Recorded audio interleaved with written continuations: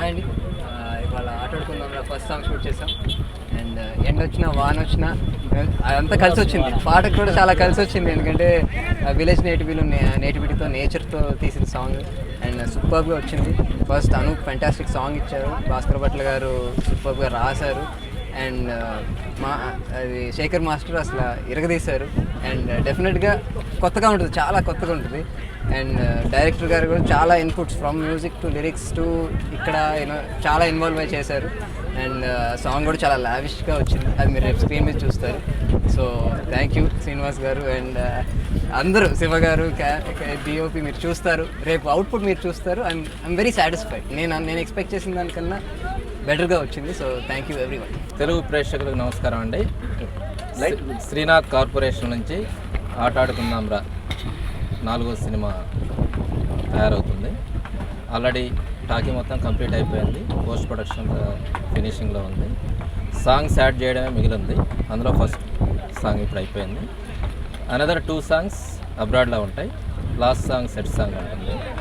Within 1 మంత్లో cinema రిలీజ్కి plan చేస్తున్నాం. ఈ సాంగ్ అయితే ఎస్పెషల్లీ చాలా ఇప్పుడున్నటువంటి ట్రెండ్కి అనుగుణంగా బాగా పల్లెటూరి వాతావరణం, ఈ ఆర్ఎఫ్సీలో ఉన్నటువంటి ఈ పచ్చదనం, ఈ మిస్టీ వాతావరణం, ఇవన్నీ కూడా చాలా హెల్ప్ అయినాయి. ఇవన్నీ కూడా ప్రేక్షకులకు కనువిందు చేస్తాయి. కెమెరామెన్ కానీ, డైరెక్టర్ గారు కానీ, శేఖర్ మాస్టర్ గారు కానీ ఎస్పెషల్లీ ఇచ్చిన ఇన్పుట్స్, అల్టిమేట్ ఇన్పుట్స్ తోటి ఈ సినిమాకి ఈ సాంగ్ హెల్ప్ అవుతుంది.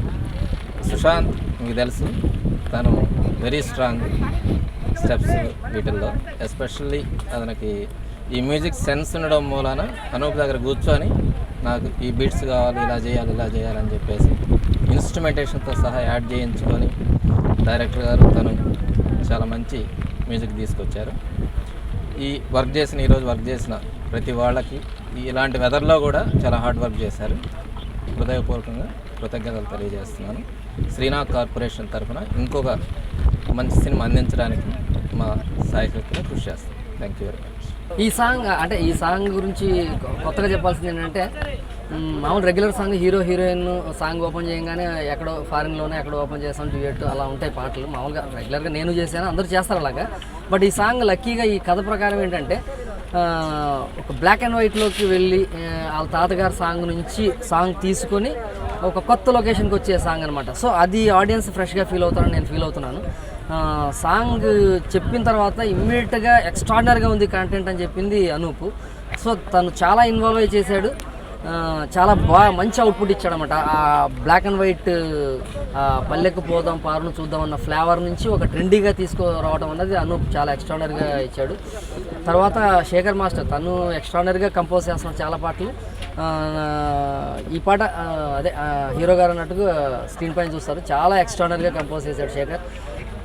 సూపర్ వర్క్ శివ పాపం తనని టార్చర్ పెట్టేసి ఎండ వాన సంబంధం లేకుండా క్రెయిన్లు, జిమ్మీలు, ఫ్లై క్యాములు పెట్టేసి తీయించేసాం.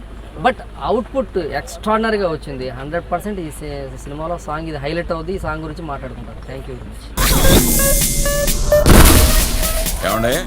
ఎవరా అబ్బాయి?